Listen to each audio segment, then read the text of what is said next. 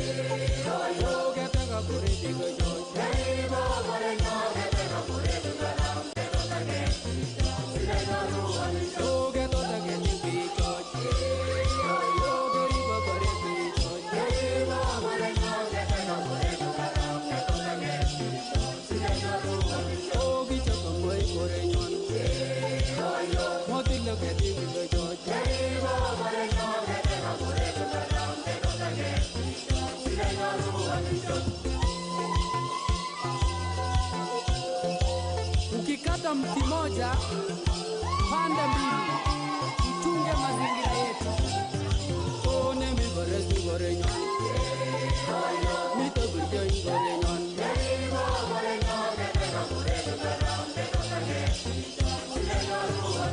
Roto abe jawara, boreko tubuli.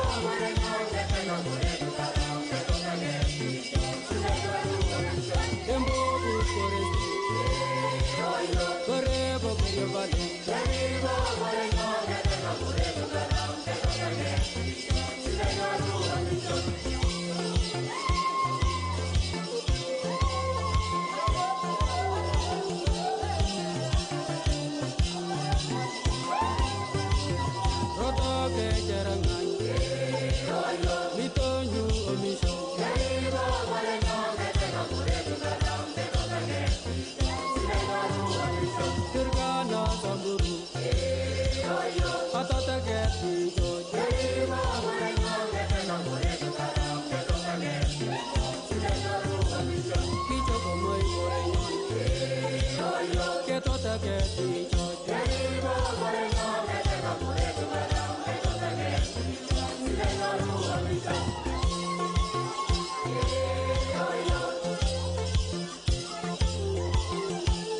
Usiharibu misitu na mito tuitunze, kirongo chake magumito omisho.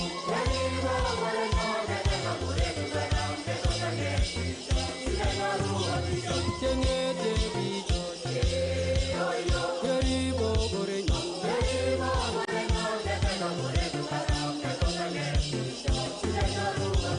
Kirwo bicho, aneta bigocho.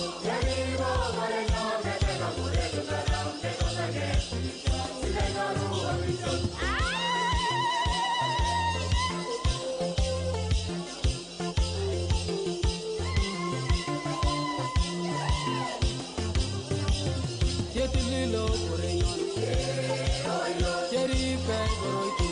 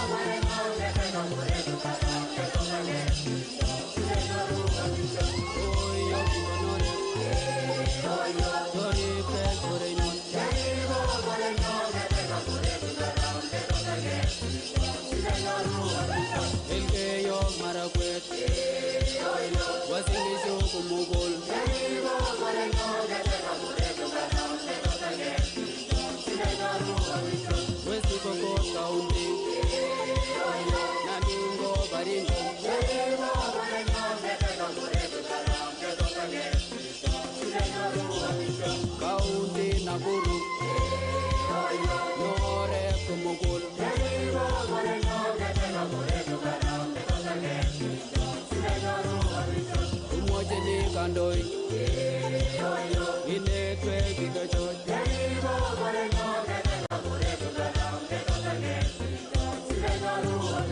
Maleva conservation, yeneta bichot.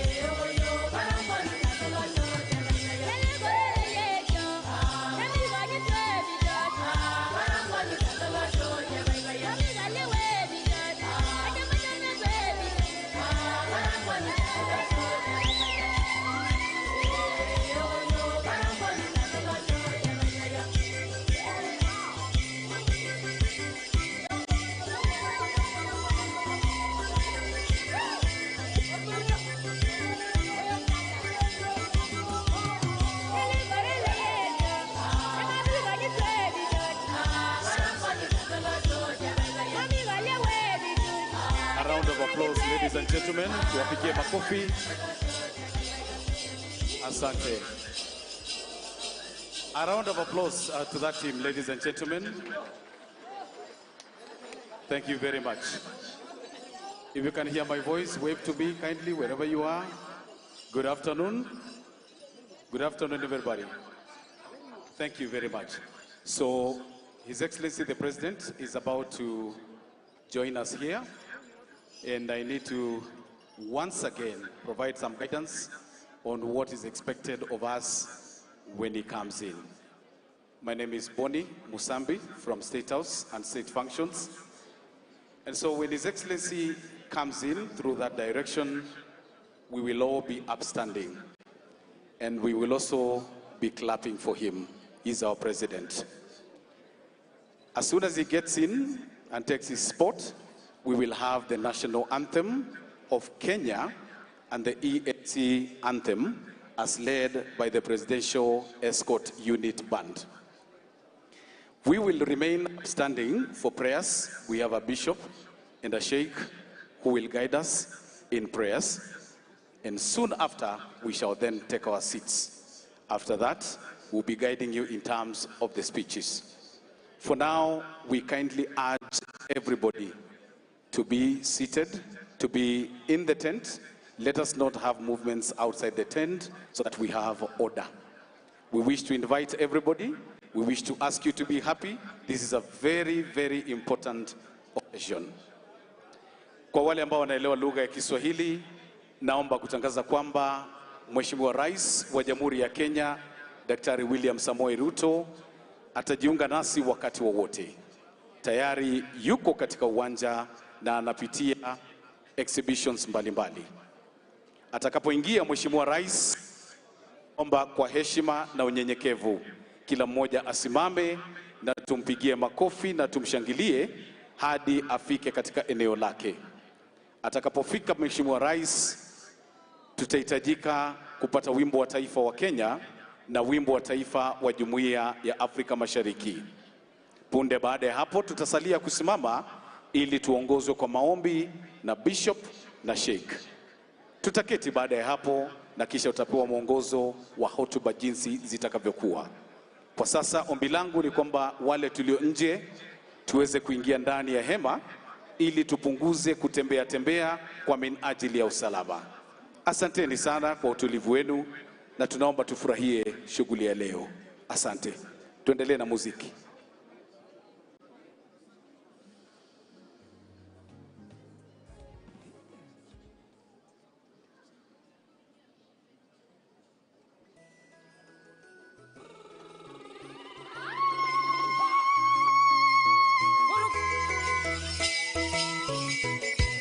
Direct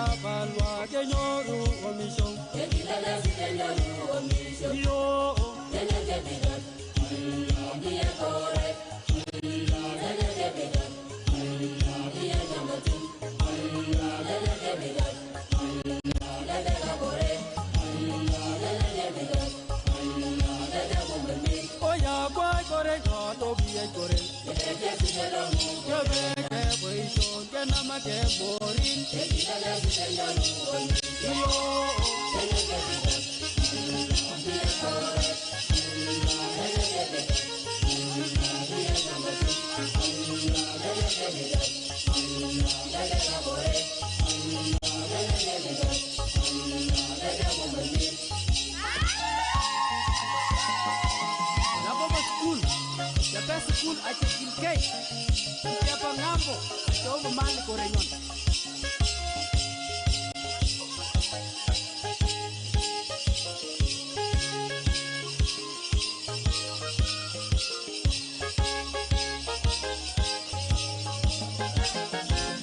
Chebe chebe school din.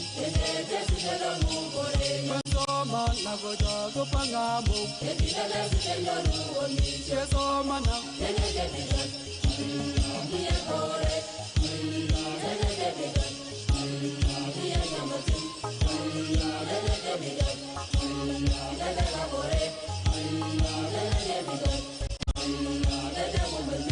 Soma na goja nyuru digiri. Nyuru masters go PhD. Soma na.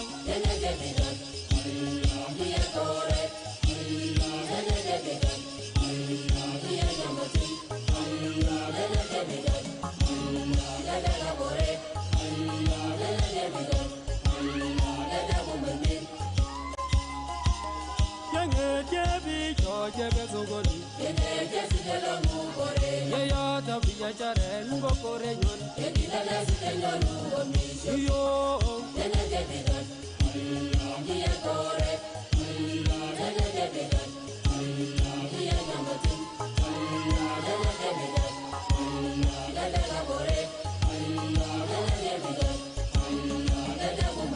Ke all the matunda kukarobiyo.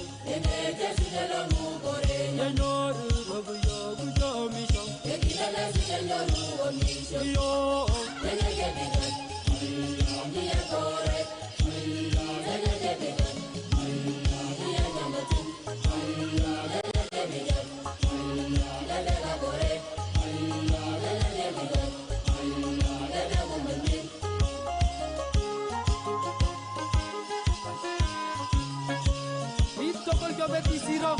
Yo soy ya pecha era casa señor Robia yo so me chena la pocho a señor omisio bitogol ya be palwa a che pal paratin señor omisio ite wal koreñon onge te bitogol lo bi korel ene te sidelo mu korel yenge te bi jo te be ke katin ene te señor omisio onge te ene te bi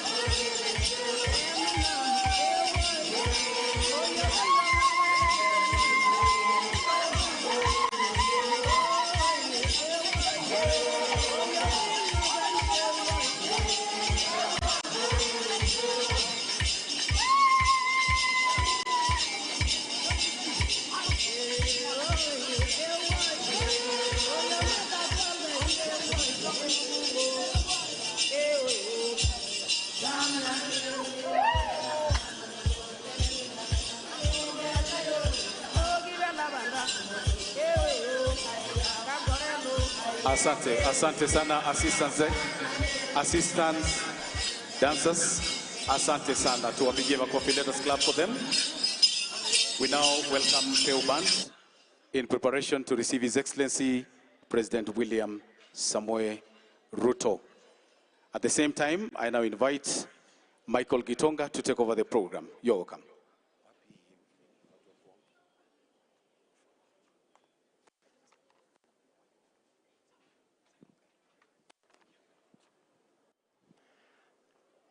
Basi tunaendelea kutarajia Mheshimiwa Rais Devolution Conference ifunguliwe officially.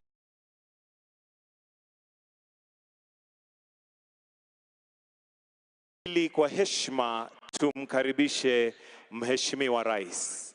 Kama ilivyo desturi, tutaanza na wimbo wa taifa, tukifuatia wimbo wa Jumuiya la Mataifa, kabla tuendelee na rotba ambayo imepangwa siku ya leo.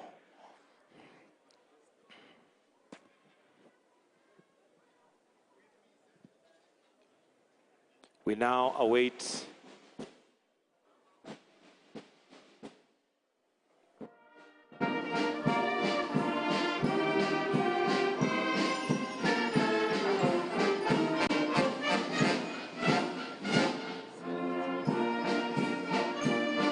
all rise.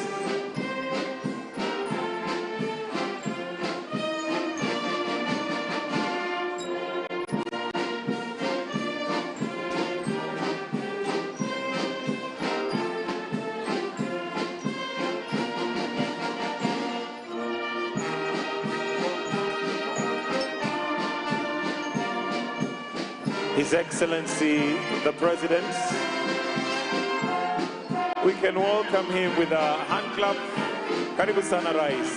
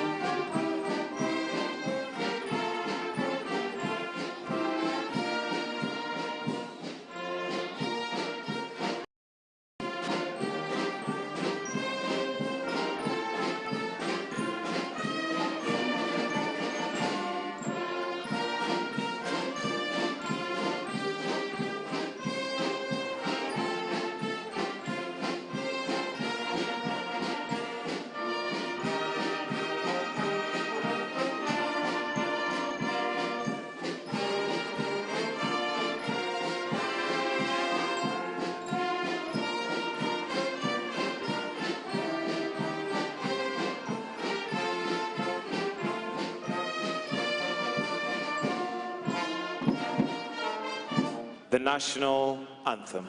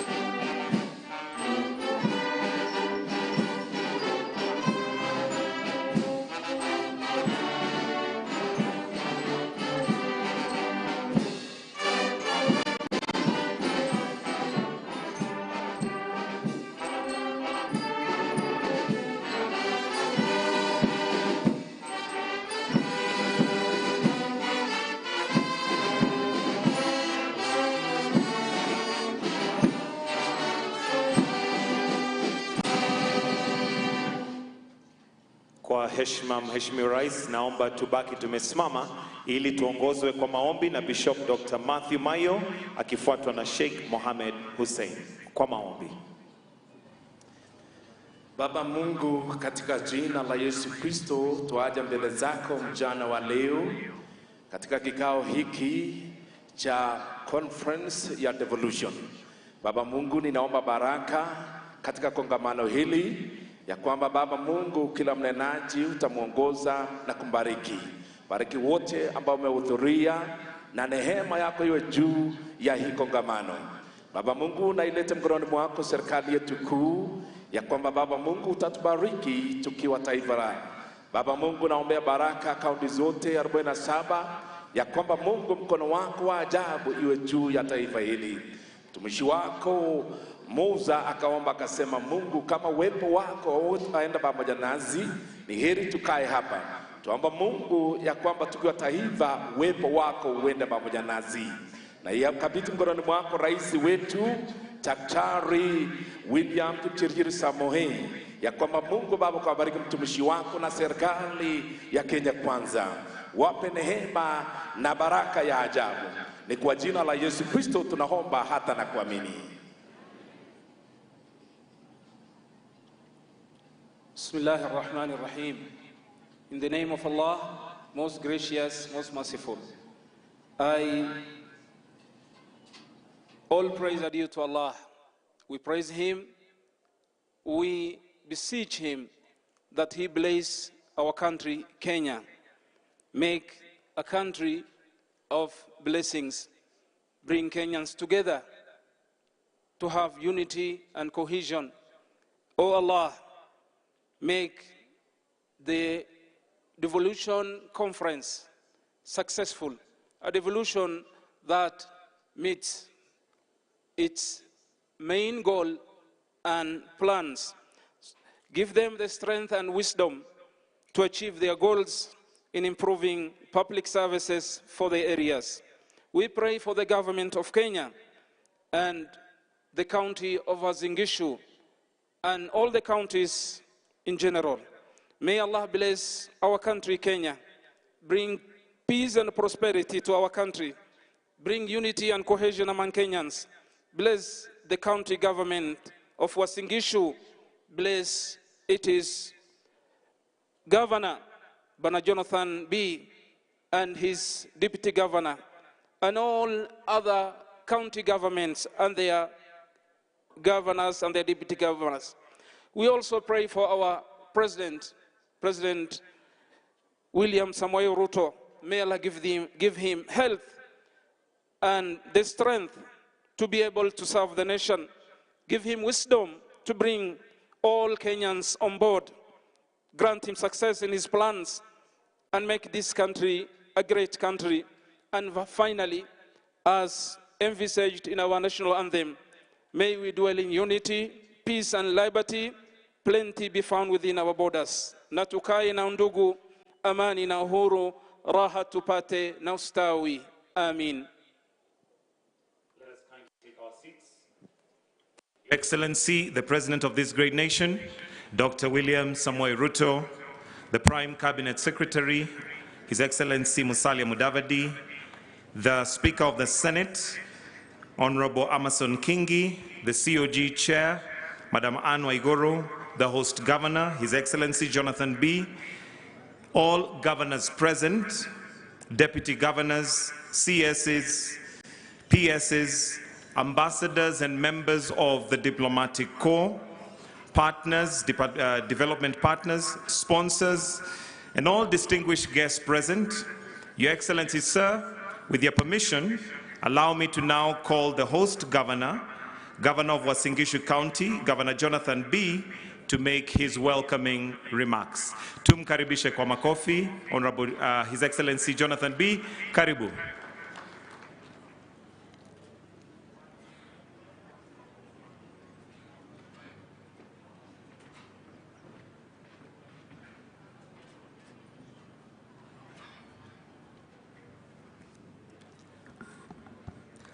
Your Excellency, the President of the Republic of Kenya, Dr. William Samoei Ruto, Your Excellency,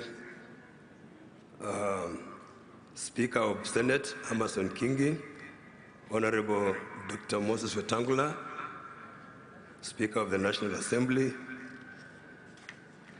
Excellency Governors, Prime Cabinet Secretary, Musalia Mudavadi, honorable members of Senate and National Assembly, representatives of the Constitutional Commission and independent officers, leaders of Uasin Gishu County and the greater region, ambassadors and high commissioners, principal secretaries, members of the County Assembly, all national government and county government representatives, private sector and civil society representatives and development partners, international delegates, distinguished guests, ladies and gentlemen.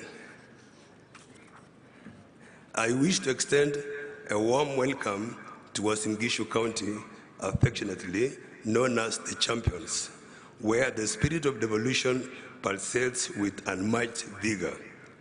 Our county, renowned as an agricultural hub, has always been and continues to stand as a home of prominent farmers, world record-breaking athletes, business, and welcoming people.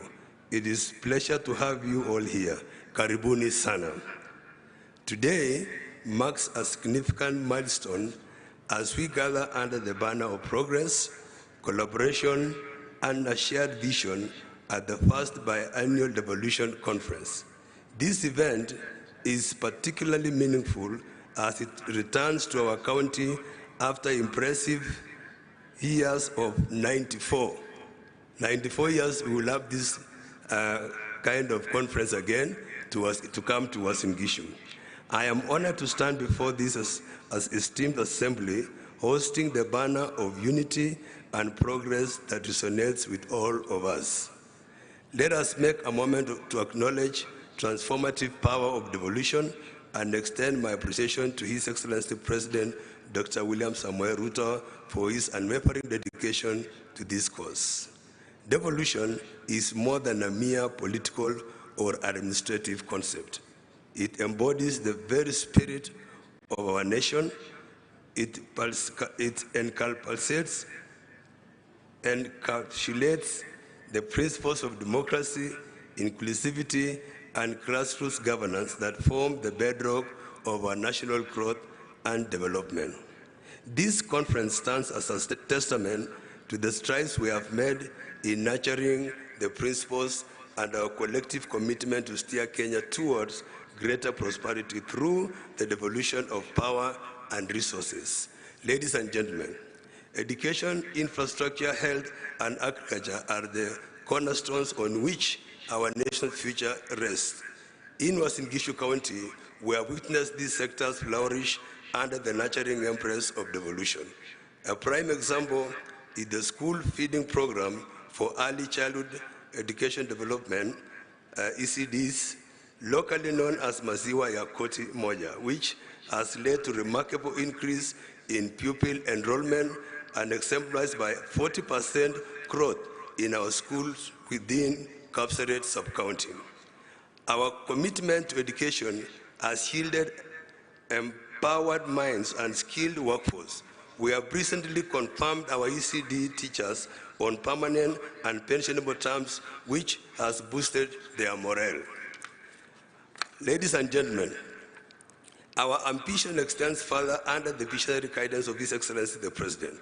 The establishment of county aggregation industrial parks and export processing zones holds the promise of transforming employment and opportunities for our youth and attracting vital investments. Substantial progress has made with 135-acre piece of land earmarked for development. As we engage with prospective investors, we eagerly anticipate the manifold benefits these endeavors will bring to our county. Our infrastructure projects have redefined connectivity and accessibility. Well-maintained roads and modern transportation networks have turned Uasin Gishu County into an economic hub within the wider North Rift region. Through these investments in connectivity, we are fostering regional integration, economic growth, and efficient movement of people, goods, services, and ideas. Ladies and gentlemen, medical tourism has been a cornerstone of our county. We take pride not only in having top-notch hospitals, but also in innovative technology-backed healthcare systems. enhancing maternal and child health services, and improving disease prevention and treatment remain vital pillars in our Nguzo Kumi manifesto, which is now implemented as a third county integration development plan. Our county's fertile lands have consistently yielded abundant harvests, solidifying Uasin Gishu County as the nation's breadbasket. Timely provision of essential farm inputs has ignited optimism among our farmers.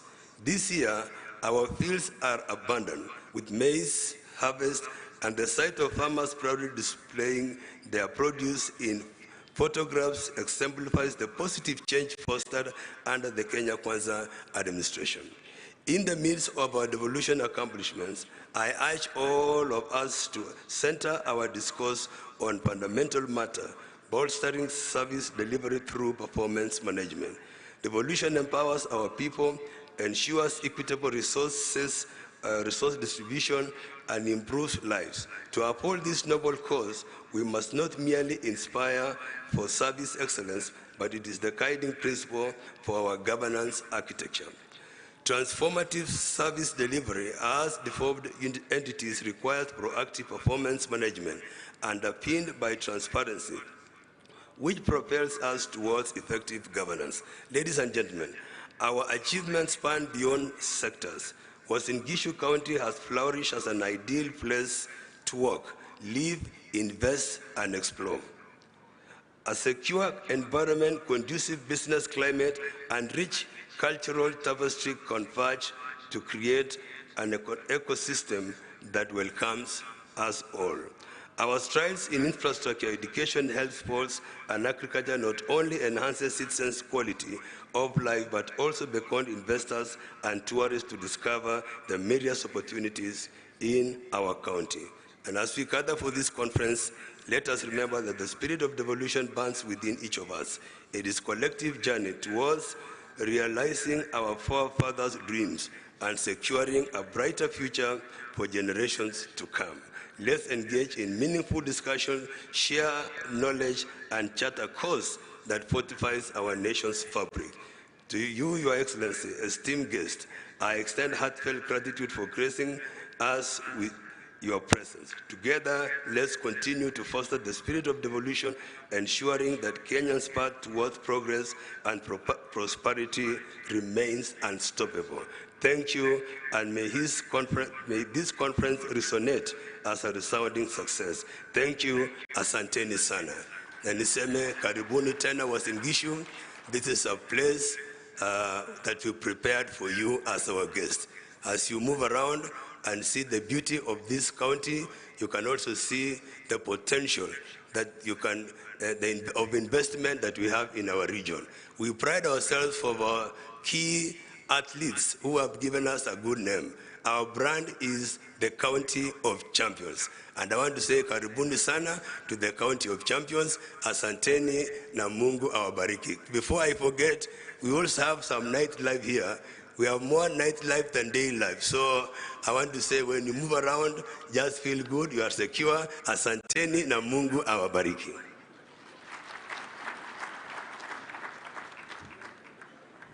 Thank you very much, Your Excellency Jonathan B. Next, Your Excellency, I would like to call upon the whip of the council, and that is Governor Stephen Sang, Governor Nandi County, to come and make his remarks and also run the program from here. Let's give him a clap as he's coming. Welcome, Governor Sang.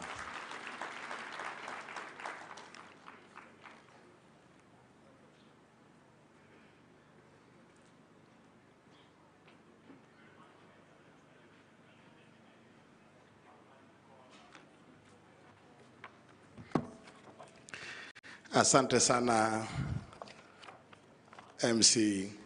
God is good, and all the time. Asanteni sana. Kwanza, Your Excellency, the President of the Republic of Kenya, we as Council of Governors and the Devolution family are excited that you have joined us today in the official opening of today's Devolution Conference. Your Excellency, yesterday, we had planned some pre-devolution activities. One of them was a football match, between the Senate and the Council of Governors. As agreed, Your Excellency, and by the tradition, this is always not a serious match, it's a fun match. And Your Excellency, this is, and to confirm that this is a fun match, we know football we do 90 minutes in a football match. Ours was about 50 minutes, which means 25 minutes, 25 minutes. We had also agreed that this was a fun match, but our friends in the Senate, Your Excellency, unleashed a professional team on us. And at the end of the game, we were at 0-3. But Your Excellency, we think that you may have conspired with the Senate, because one of our strikers, dependable striker, Governor Otuoma from Busia, for some reason you disappeared with him for the whole day yesterday.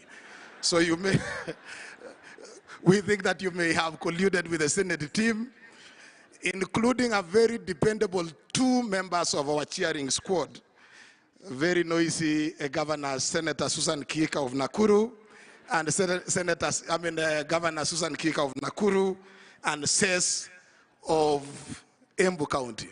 So, Your Excellency, we hope that in the next biannual devolution conference, you will find time to side with us and not with the Senate, so that we can redeem our image as governors.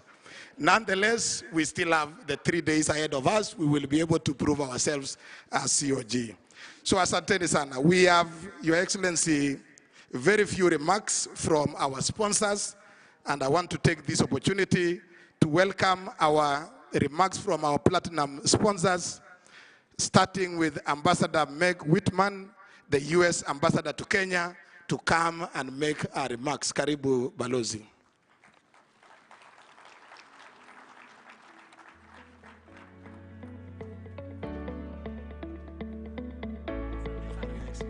Thank you. Thank you.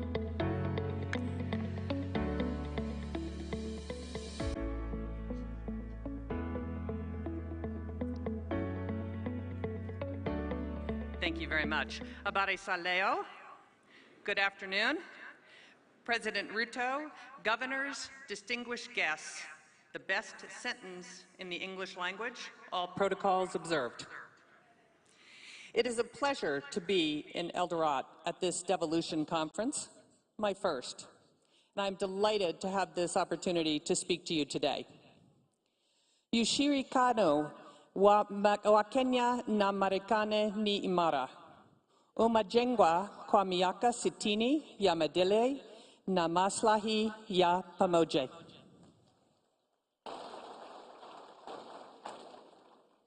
Our partnership has enhanced security and improved the lives of Kenyans and Americans. Since I arrived in Kenya, my team and I have been focused on strengthening the U.S.-Kenya trade investment relationship in coordination with the Kenyan government. The presentation that you are about to hear is one that I have given many times over the past several months to encourage businesses to invest in Africa and Kenya. I want you to hear the pitch too, and hope that you use the data for your own pitches. And I welcome you to add your county to this story. And the story is why Africa, why Kenya, and why your county, whether that's Homa Bay or Kilifi or Nairobi or Mombasa. Let us seize this moment to increase bilateral trade and investment to all our citizens. Now, just after I arrived, it became clear to me we needed to update the narrative on Africa. For example, when I was a CEO, I'll be honest, I probably thought about Africa 1% of the time. Many businesses I managed were elsewhere. But if I were back in the boardroom today, Africa would be on my radar for 2 very simple reasons: supply chain diversification and net zero emissions. If the war in Ukraine and the COVID pandemic taught us anything from a business perspective, it taught us that single sourcing your supply chain from any one country is not smart. Single sourcing is a recipe for supply chain disruption and shortage. Today, every company is looking for new places to diversify their supply chain. Now, what the war in Ukraine and the pandemic did to spur supply chain diversification, climate change has done for energy use. Businesses are pushing for net zero emissions to meet their climate change mitigation goals. And Kenya, as you know, generates 93% of its electricity from renewable sources, and this percentage is only going to go up with geothermal, solar, and wind investments. And to further emphasize this point, ponder these words from a CEO of a major consumer tech company who I hope to bring to Kenya. He said, "Supply chain diversification is now an essential element of our business, and so is the need to be totally green. In that sense, Kenya seems to offer us a 1-2 punch for success." Now, at the embassy, we've been doing a lot of trade and investment data analysis since my arrival. And what I have learned has been surprising and paints a far more dynamic business outlook for Africa than most Americans understand.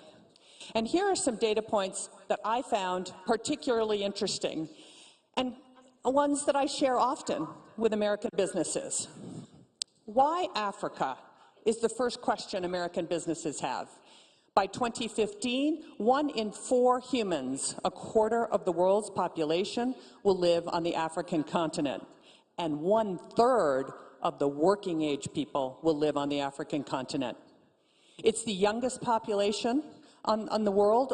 60% of the population is under 25, and in my view, Africa is the last and largest emerging market and offers the last big supply chain and consumer prospects, much like the opportunities we saw in Southeast Asia 20 years ago. Now, that's how I'm talking about Africa to U.S. businesses. Let's zoom in on how I'm talking about why Kenya should be everyone's destination in Africa. Kenya is the most stable democracy in Africa. Kenya is the gateway to the East African market of almost 500 million consumers. Kenya is the regional logistics hub. Kenya is the leading regional financial hub. And Kenya, with its Silicon Savannah and super smart engineers, is the region's ICT hub. Kenya is a leading destination for foreign direct investment and venture capital. And Kenya has a young, educated, entrepreneurial, and English-speaking workforce. Kenya generates, as I said, over 93% of its energy from renewable sources, and Kenya's largest export market is the United States. Let me repeat, Kenya's largest export is the United States, and we feel Kenya is ready for liftoff as it diversifies. Let me unpack a couple of these areas. Democracy. I arrived in Kenya days before the August 22 general elections. What I witnessed was nothing short of remarkable. Kenya held what many analysts and commentators say was the freest, fairest, and most credible election in Kenyan history. The elections were observed by international and local election organizations, and the results were upheld by the Kenyan Supreme Court, and power was transferred orderly and peacefully at the time. Now, gateway to East Africa. As I said, Kenya is the gateway to East Africa. 80% of East African regional trade passes through Kenya's Mombasa port. In addition, Jomo Kenyatta International Airport in Nairobi is the busiest airport in East Africa, served by 40 passenger airlines and 25 cargo carriers, including FedEx and DHL. Kenya also has some excellent infrastructure, such as the Standard Gauge Railway, a series of new roads, and modern ports. From a financial and technology hub perspective, Kenya is already the regional financial hub for East Africa. Several international banks have been present in Nairobi for decades, and five major global financial institutions like the World Bank and the International Monetary Fund have established their regional headquarters in Nairobi. The region's regional stock market sits in Nairobi, and the city hosts the necessary legal, accounting, and consultancy services to preserve and accelerate this.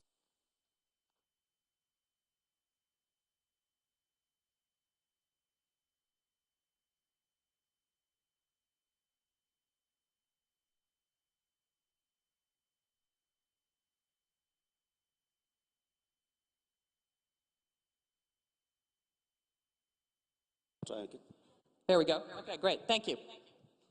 Nairobi also has a very vibrant technology community known as Silicon Savannah, and the Kenyan government is committed to establishing Kenya as the premier destination for tech sector investment and innovation in Africa.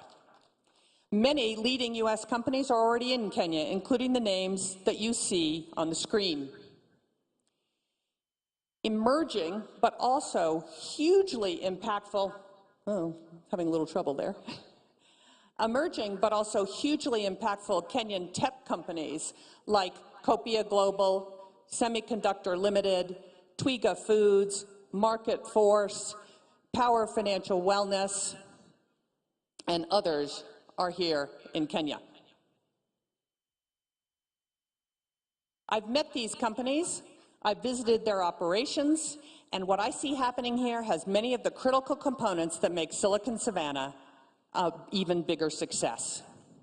Now, at the nexus of finance and technology sits one of the most impressive companies I have ever seen, M-Pesa.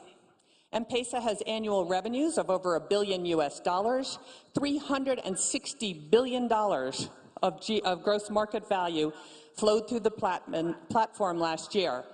And it has an open API of over 60,000 developers. M-Pesa has over 50 million customers in 7 countries and is involved in over 70% of Kenyan transactions, powers over 5 million businesses, and 60% of Kenya's annual GDP flows through it. Let me say that again. 60% of Kenya's GDP flows through M-Pesa. And let me tell you, I know a little something about this industry, having bought and owned PayPal at eBay, and I assure you, M-Pesa is extraordinary.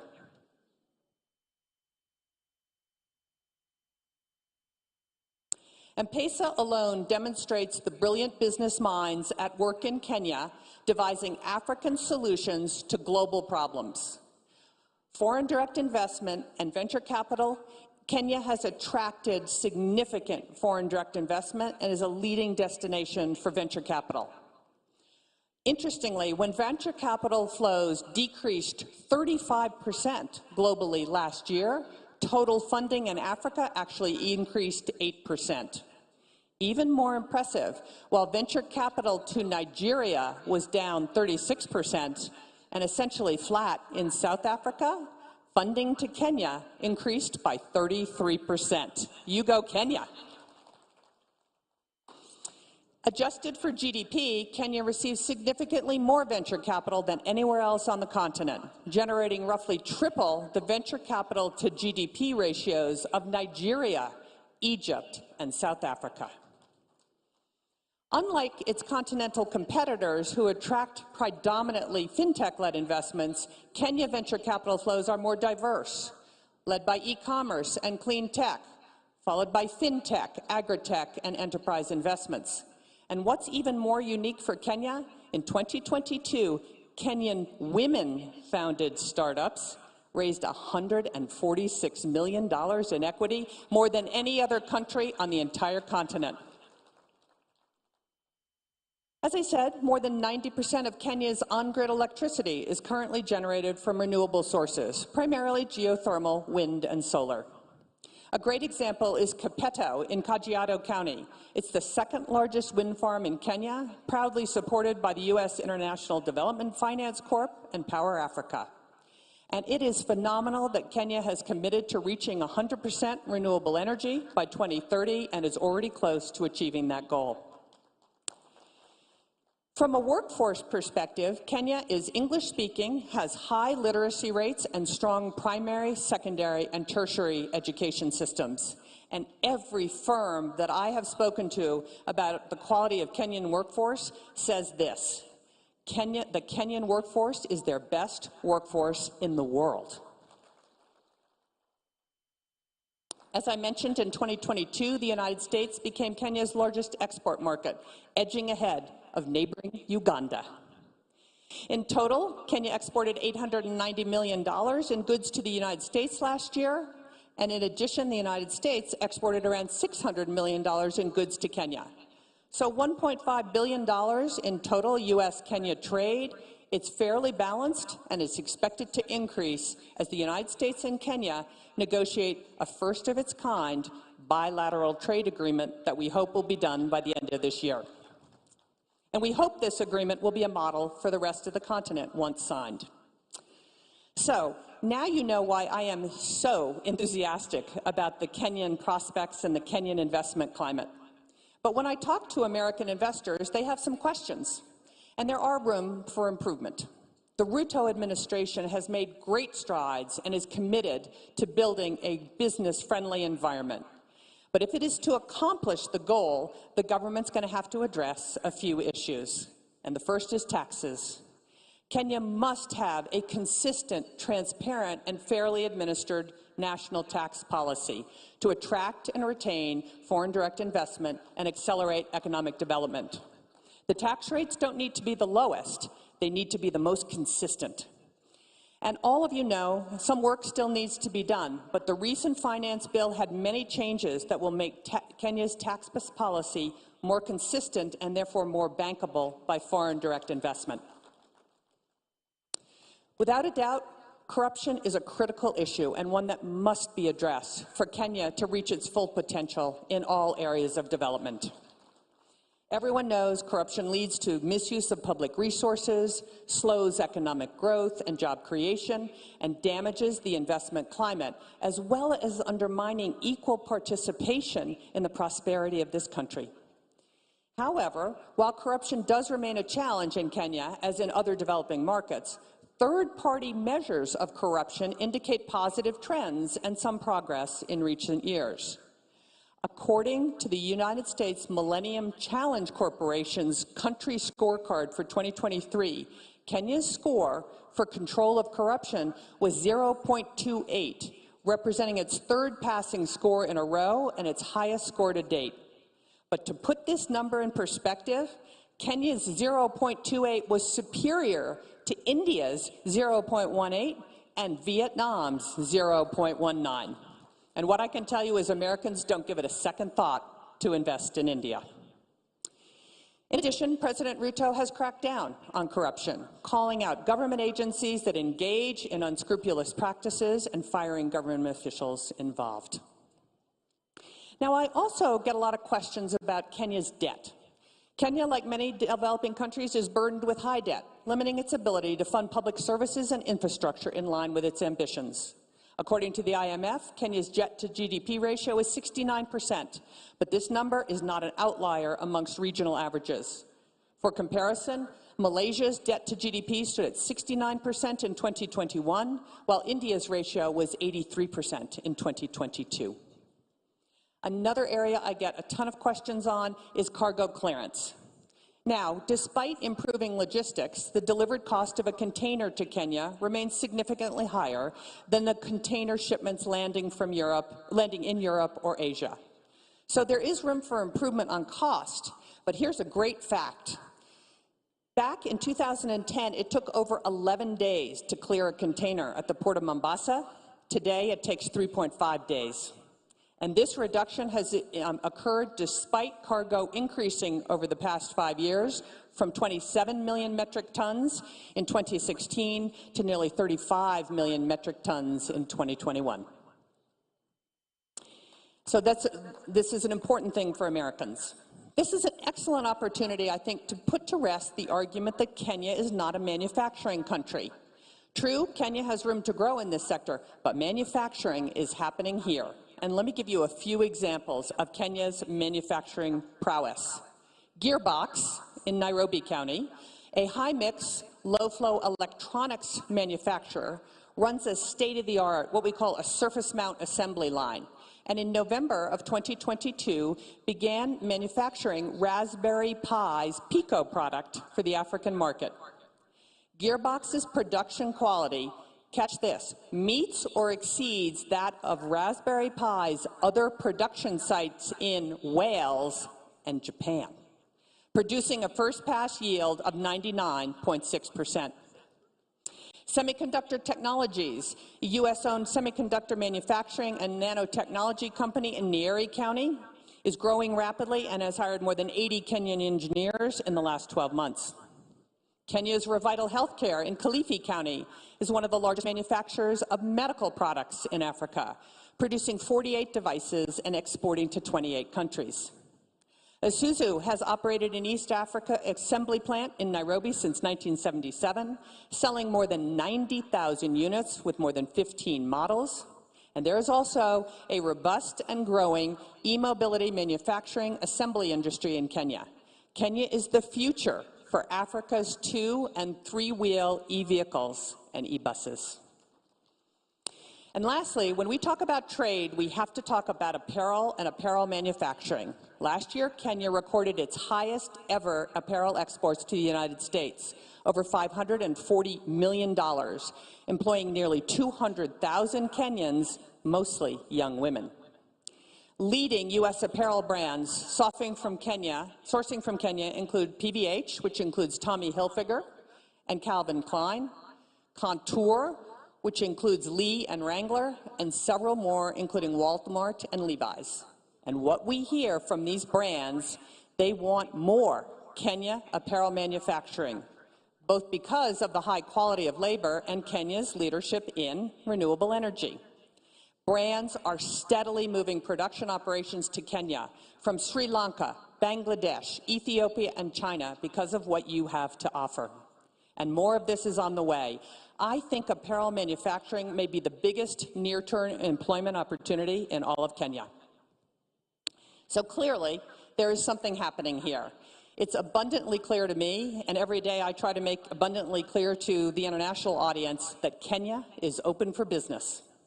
Over the past year, the Kenyan government has been implementing real measures to improve economic conditions and create a business-friendly investment climate throughout the country.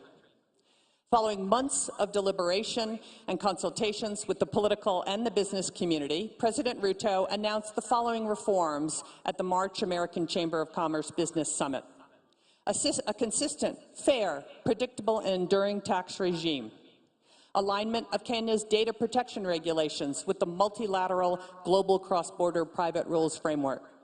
A 6-month deadline for KRA to either pay all verified tax refund claims or provide offsets. Elimination of the VAT on export services. Elimination of the domestic equity requirement for ICT companies. Removal of tax on stock-based compensation for employees of all startups. And commitment to adhere to the OECD two-pillar solution framework for digital services tax.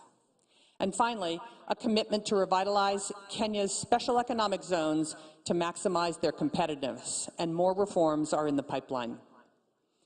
As you can see, there is so much opportunity in Kenya, and an opportunity to bring the U.S. and Kenyan businesses closer together. All of what I'm about to announce has happened in the last 12 months. In agriculture, Del Monte, the largest private sector employee in Kenya, has invested $5.5 million in a new state-of-the-art fresh fruit packing facility in Kiambu County. Contegra, a U.S.-Kenya company on the forefront of restoring Kenya as the leading producer of organic insecticide, is building a new $15 million pyrethrum refinery in Nakuru County, benefiting over 90,000 farmers. Regen Organics, an incredibly innovative company founded by young MIT graduates, they're like 27, turning waste into fertilizer, fuel, and animal feed. They will expand their farm and organic waste collection, more than doubling their production of affordable, locally produced agriculture inputs benefiting 10,000 farmers, and they're building a new $7 million factory that will create 500 jobs in Kakamega County. In apparel, the industry that continues year-on-year expansion, new partnerships have been launched with several leading manufacturing companies, including MAS and Mega, Coast Apparel, and UAL, and they will create at least 20,000 additional jobs and increase exports by 200 million in the next year. Many of these investments are in Machacos County. Best Corporation, also in Machacos, will launch a new apparel manufacturing facility in mid-2023 with plans to hire 2,400 new employees. And NextGen will build a state-of-the-art apparel labeling and packaging facility that has already broken ground and will be operational in September. In ICT and innovation, CCI Global, the largest business process outsourcing company in Kenya, has doubled its workforce to 8,000. In the next 6 months, they'll add 4,000 jobs in Kenya, in Kiambu County, for American clients like United Airlines, Spirit Airlines, JetBlue, AT&T, and Shipt. In energy, Malele Energy, a U.S. company, just concluded a deal to acquire part of the Turkana wind power project, one of the largest in Africa, and produce over 20% of Kenya's electricity in 2022, with huge plans for expansion. And last but certainly not least, in the medical pharma industry, the government of Kenya and Moderna finalized an agreement to build a new $500 million vaccine manufacturing facility in Kiambu County. This will be the only such facility on the African continent for Moderna and their first factory outside the United States. Moderna's investment should be a catalyst for the medical industry in Africa, producing over 500 million vaccines a year. All of this has happened in the last 12 months. So all you need to do, Mr. President, is do that again in the next 12 months. And there are more exciting developments happening every day. American sports associations like the NBA, the NFL, Major League Baseball, Major League Soccer, and the entertainment icon, the Grammys, are all currently looking for a home in Kenya. And the television and movie industries are discovering Kenya too. Everyone thinks Nigeria has the market on this, but just look at the fact that Kenya now has a Real Housewives of Nairobi.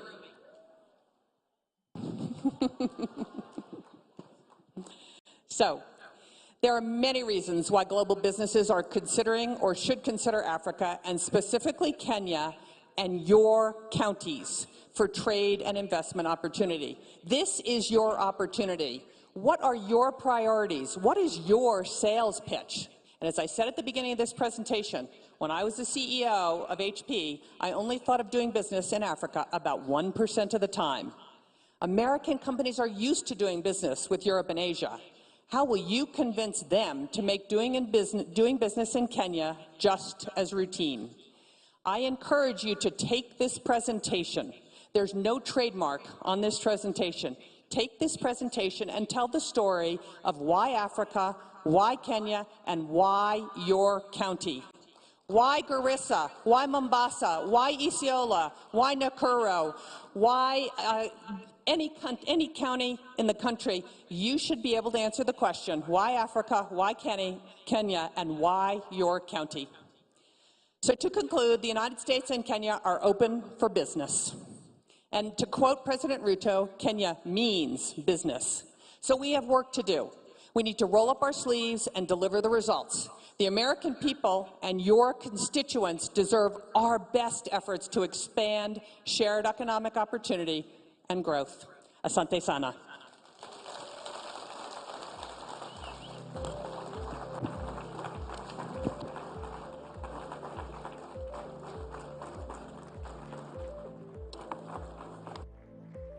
You will all agree.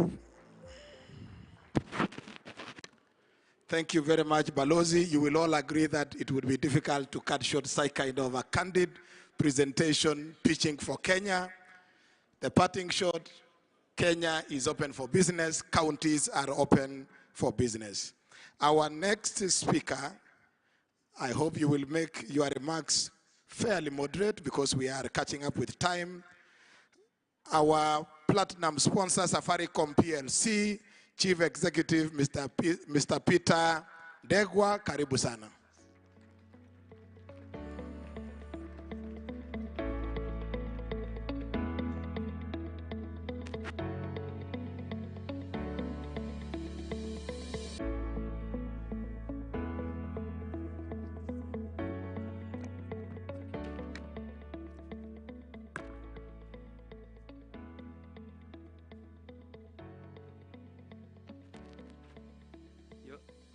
Your Excellency, how do I follow that kind of presentation?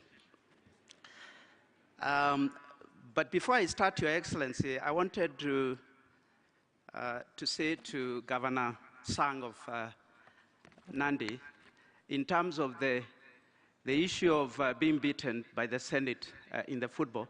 Last night when we had the governor's evening dinner, I offered to give him a few people from Safaricom next year to play in the governor's corner so that you can win against the Senate. So, Your Excellency, Dr. William Samoei Ruto, President of the Republic of Kenya and Commander-in-Chief of the Kenya Defense Forces, the Honorable Governor, Anne Waiguru, Chairperson of the Council of Governors, the Speaker, National Assembly, and also the Senate, Prime Cabinet Secretary, Cabinet Secretaries, Your Excellencies, Governors, Honorable Members of Senate and National Assembly, Ambassadors and High Commissioners, all protocols observed. Ladies and gentlemen, good afternoon. Good afternoon.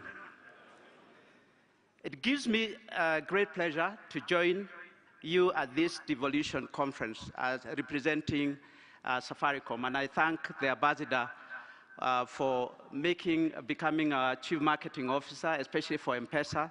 It is true that we transact about $1 billion Kenya shillings through the, $1 billion through the M-Pesa platform, so it is a significant part. But I'm happy to be here in the home of champions as Safaricom, which has been a major partner for devolution, but also digitization. But I'm also happy to be here as one of the platinum sponsors for this conference. This year's conference marks the 10th anniversary of devolution, a feat we should all be proud of. As Safaricom, we feel privileged to have worked with the national and county governments in the devolution journey every step of the way. We are a purpose-led, Kenyan-born company that uses transformative power of technology to enable Kenyans live better lives. It is about combining the power of innovation and technology to improve lives of people. We empower individuals, micro, small, and medium, and large businesses, as well as the government, both at the national and also county level, by connecting people to people, people to opportunities, and people to information. Your Excellency, ladies and gentlemen, our DNA is Kenyan. But beyond our borders, you have heard, we fly the Kenyan flag, driving financial inclusion across Africa through our innovative solution, M-Pesa, that has been recognized globally as one of the top 10 most influential financial inclusion projects in the last 50 years. We've also expanded our footprint across the border to Ethiopia, where we've started commercial operations since last year. Our Ethiopia business has started off well and is growing every day. We are past the 5 million customer in terms of customers recruited, and also close to 2,000 sites that we've set up so far. Through the foundation, which is the Safaricom Foundation, we have built a footprint in all the 47 counties, and many of the county governors and officials are familiar, partnered with over 4,000 partners and implemented over 4,000 projects, investing over 7 billion Kenya shillings since Safaricom Foundation was started on August 14th, 2003. These investments have impacted over 10 million Kenyans. So Safaricom Foundation is 20 years old. Please clap for Safaricom Foundation. As we celebrate the 20 years of impacting lives positively, we hope to inspire hope for a brighter future through sustained community engagement, both through Safaricom Foundation, through the M-Pesa Foundation, but also through our commercial operations, which many people in this room are familiar with. Your Excellency, ladies and gentlemen, it's for this same passion for our people that I find myself here today. We are your partner for digitization or digital transformation and your technology enablers in ensuring that Mwananchi receives government services efficiently and conveniently. Specifically, we are working with both the national and county governments to provide secure connectivity. Secure is important in the cyber world. Infrastructure development such as cloud and fiber and financial technology and affordable smartphones. I know this is your favorite topic, Your Excellency. Recently, His Excellency President Ruto said that it was our collective duty to deploy the best innovations and technologies to make Kenya efficient, competitive, and prosperous. His Excellency has pronounced himself on several occasions, pledging to enhance government service delivery through digitization and automation of government services for online access. Safaricom is right at the heart of technology advancements that the country leadership recognizes as key in enabling prosperity for its citizens. We've been a partner with national government initiatives on various sectors. In agriculture, we supported the government rollout, the revolutionary fertilizer subsidy program to over 3.2 million farmers across the country. I thought I would receive a clap for that. Under the financial inclusion program, over 22 million Kenyans have benefited from the Hustler and Women Enterprise Funds, which we disburse on behalf of government. We have provided infrastructure, including our agents' network and payment services, that have enabled digitization of these services. I wanted to say that when the President launched Hustler Fund on the day of launch, we got 5 million attempts trying to get onto the Hustler Fund platform.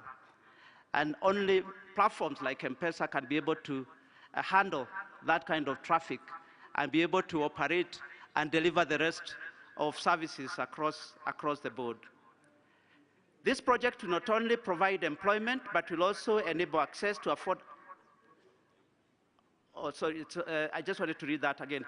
Together with others, we are currently finalizing the development of the first ever smartphone device assembly in Kenya. I know this is your favorite, Your Excellency. This project will not only provide employment, but will also enable access to affordable smartphones to as many Kenyans as possible. We are also working with various ministries and county governments to develop digital products and processes for enhanced service delivery to Kenyans. Ladies and gentlemen, as we celebrate 10 years of devolution, we remain committed to support Kenyans realize its digital and technology potential. We've identified key areas such as driving connectivity across counties. We are actively enabling the county governments enhance service delivery to Kenyans through a platform that we are calling My County App.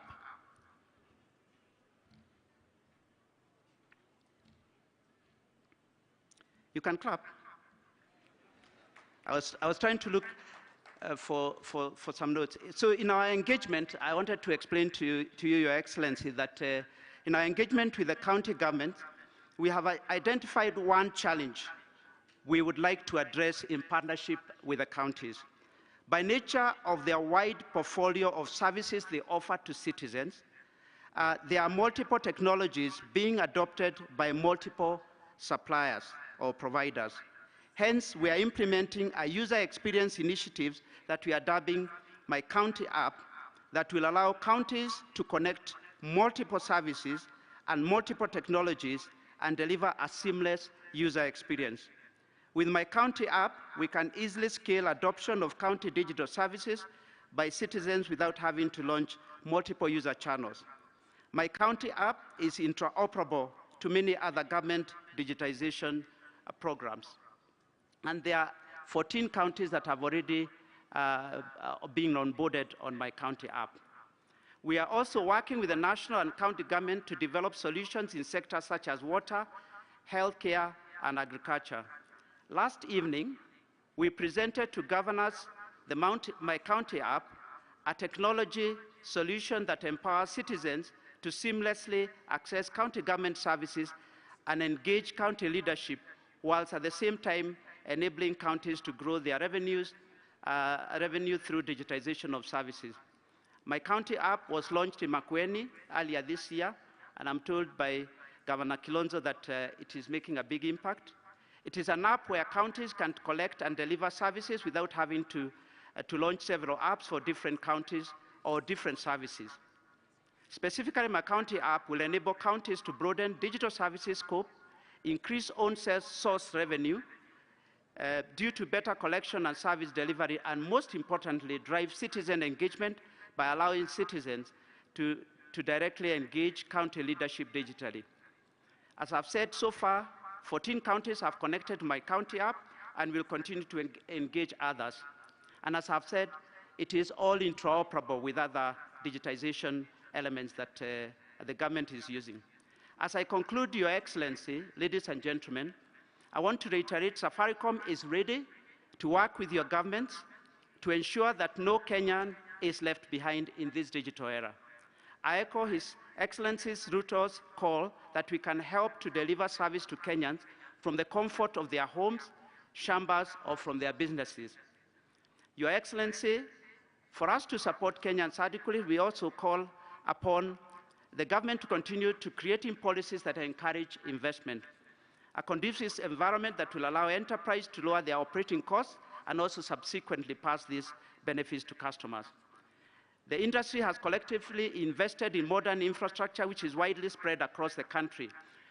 Specifically, we, the telco industry, are investing heavily in fiber rollout as we seek to support your target of laying 100,000 kilometers of fiber optic cable. I call upon the county and national governments to harmonize on the different levy charges and rates that are charged by counties and other government organizations to enable fiber to be seamlessly delivered.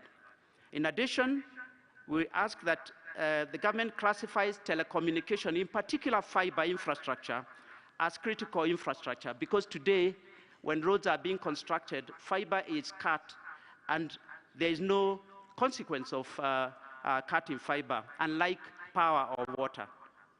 This will ensure that the safety of these assets enable more investment to accelerate the rollout of fiber across the country. We remain committed to making a difference by supporting the economy through job creation, meaningful partnerships, and remain steadfast in paying duties and taxes to the government. Safaricom recognizes that technology has tremendous potential to unlock Kenya's economic growth, solve customer and societal challenges, and deepen digital and financial inclusion. We will collaborate with the government towards projects and initiatives that seek to transform the lives of Kenyans. With these remarks, I thank you, and I wish you all a very successful 2023 Devolution Conference. We are ready to be your partner of choice in digitization, and we are ready to partner to make the future of Kenyans brighter. Thank you very much.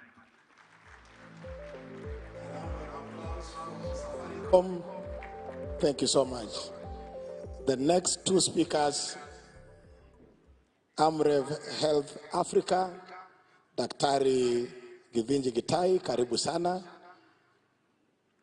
And I also invite on stage KCV Group CEO, Anna Paul Russo, come over on stage. Karibu sana. Excellency, President William Ruto and all the dignitaries here, we are the flying doctors, so I'll try and shorten my speech because I know that you are pressed for time. I'll try and keep it very, very brief. And the first thing I want to say is that today I made great effort to dress like yourself because I've been watching you very closely. But my tailor did not do a good job as yours. So I think my suggestion is maybe next time you're seeing your tailor, you call me, we go together. My number is 0737, I'll read it for you. I just want to highlight a few things, Your Excellency. The first thing I want to say is that I want to thank your government for hosting AMREF for 66 years. AMREF is an international NGO which was founded in Kenya, but has spread to 35 countries in Africa, spending about $250 million every year on healthcare. In Kenya, we spend about $60 million on healthcare, and your partnership and your patronage in your presidency is greatly appreciated. We, of course, started off as flying doctors, and that flying doctors was necessitated by absence of specialists out in the counties, by poor infrastructure. But now our flying doctors service is no longer transporting doctors to the counties because your government's efforts and the county government's efforts has made sure that specialists are now available across the country in the remotest places, working very closely with the Ministry of Health, and the road infrastructure is good. We no longer have to transport a doctor by air. We can actually drive them to where they need to be. Now we are using the AMREF flying doctors, Your Excellency, in doing referral, emergency medical referral for the police, for individuals from poor communities, transporting them for higher care where they are needed. But secondly, and most importantly, we are also, as AMREF flying doctors, transporting patients into Kenyan hospitals, enabling medical tourism into this country. Every year we bring close to 500 patients into Kenyan hospitals. The next thing I want to talk about is that we have, over the longest time, worked with all 47 counties. Our focus has been to build primary health care, and now with your agenda of primary health care networks, working with the Ministry of Health, we're enabling about 22 counties to achieve their primary health care network. We are working with the Ministry of Health to enable registration of over 100,000 community health promoters, and we continue to support your agenda to achieve this. In doing so, we are establishing Kenya's largest primary healthcare university. AMREF is spending $50 million, Your Excellency, between this year and next year to build the largest primary healthcare hospital, training nurses, university nurses, community health extension workers, midwives, physiotherapists, and we'll be coming to you at the launch, and we'll be coming to you also for the charter. Right now, we have over 3,000 students in our university environment. Finally, we know that our countries are operating at little fiscal space. The ambassador made it very clear the debt crisis is squeezing the fiscal space further. Efficiency and prioritization is critical. So we continue to work with your government, with the counties, to ensure that facilities are able to be capacitated to run their own facility improvement funds, because that's the best place where prioritization happens. If in this country we have 50,000 schools, Excellency, and each of them runs an account with a board of management. We have many of us been members of board of management, but we are not able to allow the same in the health facilities. It is possible that all health facilities can have accounts, can run facility improvement funds, and they're able to prioritize the needs of their catchment day by day without being encumbered by huge challenges in terms of accessing funds for day-to-day. Your Excellency, thank you very much. I would like to conclude there. Thank the county government, the chair of the COG for supporting the continuous work we are doing, the host governor, and our development partners who enable all the work we do with your government. I thank you most sincerely. God bless Kenya. God bless you. And I look forward to that call to visit your tailor. Thank you very much, Excellency. Thank you. Thank you very much, Dr. Gitai, on behalf of AMRES Health Africa. Bwana Paul Russo, on behalf of KCB. Karibu sana. Your Excellency, Dr. William Samoei Ruto, the President of the Republic of Kenya, and as guided by my friend, Governor Sang, I'll use all protocols observed to try and save a few minutes, Your Excellency. What do I say about KCB that has been there for 126 years? Benki yako, inchi yako must be one of those that ring when we talk about KCB. Your Excellency, you've been one of the strongest partners for KCB, and we truly thank you. But I can also confirm that the governors in this room will know the support and how KCB has come through to them. A number of areas that I just want to mention, and when I speak about KCB in Kenya, I speak about National Bank as well. You know, there's been a quick support when national government has not disbursed.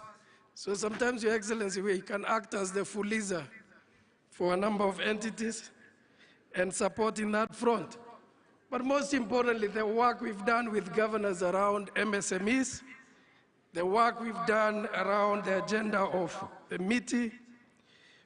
Your Excellency, I think it's very important for me to point out that KCB at the forefront through to Jiajiri program to deliver youth empowerment.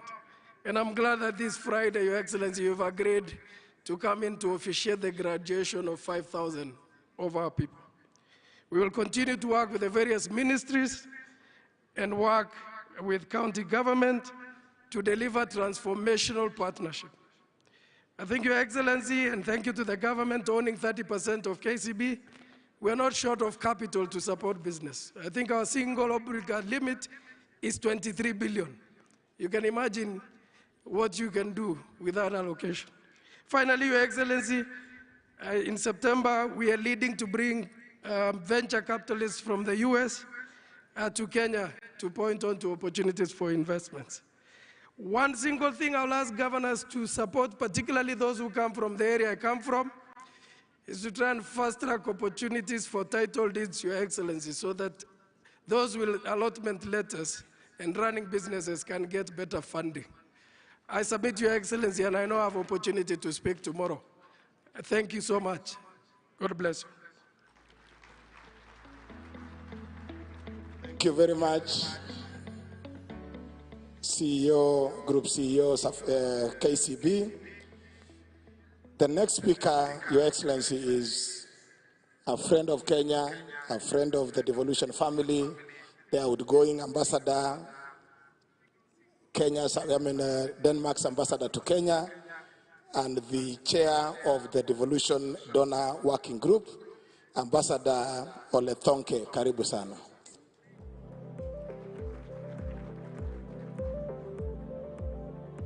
And as the ambassador comes, we have reorganized the program in order to save on time. The presentation by the PS, Teresia, will be done tomorrow. The presentation by Ahmed Abdullahi on the resolutions of the 7th Devolution Conference will be done tomorrow. Also, the presentation of the resolutions of the Children's Conference will be done tomorrow. So those 3 items are off the program for now. Karibu Balozi. Thank you so much. Your Excellency, Presidents, all protocols observed. I looked at the list of speakers, and now I understand it's shortened a little bit, but then it reminded me of my favorite band making music here in Kenya, Sauti Sol, and one of their greatest songs is called Short and Sweet. I will try to do that today. Listening to my American colleague and her presentation, I also thought of changing the title of my presentation today. Instead of Why Africa, Why Kenya, mine will be Why Kenya, Why Devolution. First of all, it's a great honor for me to speak on behalf of development partners. I've learned from the host governor, Jonathan B., that this is the county of champions. But if I was to name a country of champions in terms of devolution, that would be Kenya. You have in 10 years built up a huge devolved administration from scratch, which is for me really a remarkable achievement.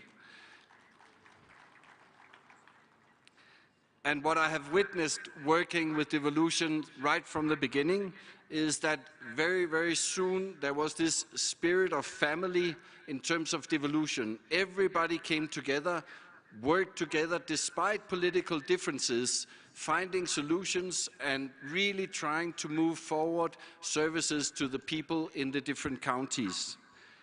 Furthermore, I also noted when I was present at the elections in 2012, a lot of politicians, they wanted to become senators. They thought that was the thing at that time, whereas not as many were that interested in becoming a governor. That is very different today. Not that senators are not important, but I think the interest and the competition to become a governor nowadays, for me, really is a signal of how devolution has transformed also politically Kenya. Also, speaking to a lot of voters going into the elections last year, a lot of them, they said, yeah, we are not sure what we will vote for at national level and for our National Assembly, but for my MCA and my governor, that is so important for me. So for me, that's part of the story of the success of devolution in Kenya, bringing the resources and the decisions closer to the people that are affected by that. And we have seen amazing results, I believe. We have seen much more equal development all over Kenya. We have seen citizens' participation, which is crucial. We have seen huge investments in the health sector, in water, agriculture, roads, etc. And I also witnessed during the drought due to the climate change the last couple of years, the way that a lot of the county governments really engaged in climate change, for me, is a clear signal that the notion that climate mitigation, you need to deal with that at a global level, but climate adaptation, you need to deal with that at a local level. So for me, devolution in Kenya has really been a game changer. And that's why we as development partners are so keen to engage even more with all counties and the devolved organizations of Kenya. There's a couple of things to move forward devolution even further in Kenya. First one, we have discussed so many times that if the counties do not get the money, the resources in time to spend them before the financial year ends, nothing will happen. And I'm so happy to learn that this year, the new government and you, Mr. President, that you were able to actually send the money already the 10th of July to the counties to make sure that those monies start working immediately. For us development partners, unfortunately, our funding needs to go through the annual county additional allocation grants, and that needs to be passed by both Senate and the National Assembly. And that process somehow is cumbersome. We've discussed at length. I really hope that you will be inspired by the executive and get those money out working very, very soon. Our work is going on because it is